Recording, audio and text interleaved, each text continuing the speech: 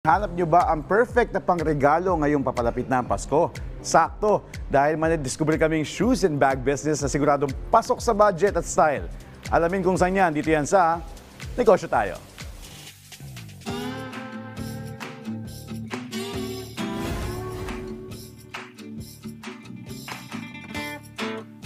Nagmamanufacture po kami ng mga shoes, bags, leather goods dito sa Marikina.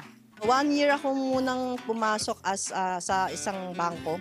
Ang pangarap ko talaga, gumawa ng sarili kong brand na pwede naming ipagmalaki. Hindi lang dito sa atin, kundi pati hanggang sa ibang bansa. Kasi po ako, third generation shoemaker. Bale, nag-umpisa pa ho sa grandfather ko, tapos father ko, tapos hanggang sa ako po yung nagpatuloy sa pamilya namin. Kasi ang Marikina po, known for shoe capital of the Philippines. Kaya mostly dati, backyard industry ang pagsasapatos sa Marikina. Kaya halos lahat ng mga taga Marikina, ito yung naging hanap buhay. Mahirap na madali. Madali kasi parang ipagpapatuloy ko na lang. Kaya lang mahirap kasi natapat talaga na nung mga panahong yon, mahirap ang pagninegosyo. Tsaka ang mga nagiging problema kasi sa hanap buhay namin, yung nauubos yung mga skilled workers, tapos kakulangan ng mga available na materials na kaya kahit na meron kang naiisip na design, minsan ang hirap i-execute papaano mo gagawin kasi nga yung sa mga nagiging problemang ganun. Noon sa pagkakaalam ko maginhawa ang kasi booming industry pa talaga ang pagsasapatos noon. Sa ngayon kasi medyo humirap nga dahil nga nagkaroon ng influx ng mga cheap products from China na nagiging kalaban namin.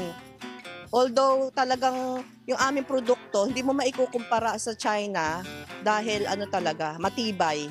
Ngayon, nare-realize na ng ibang buyers na mas okay bumili ng kahit na medyo kaunting depresya sa presyo pero matitibay naman. Patuloy naming ini-improve yung aming mga products. Tapos magkakaroon din kami ng exposure sa international market sa tulong ng mga ahensya ng gobyerno natin.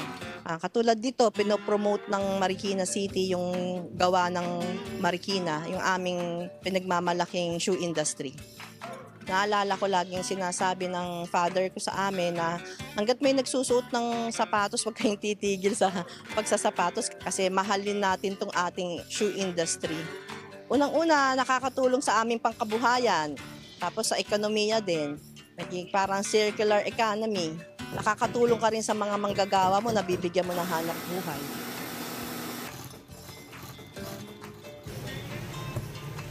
Iniimbitahan po namin kayong lahat na sumuporta sa aming local shoe industry. Matatagpuan po ang aming mga produkto dito ngayon sa Marikina Freedom Park.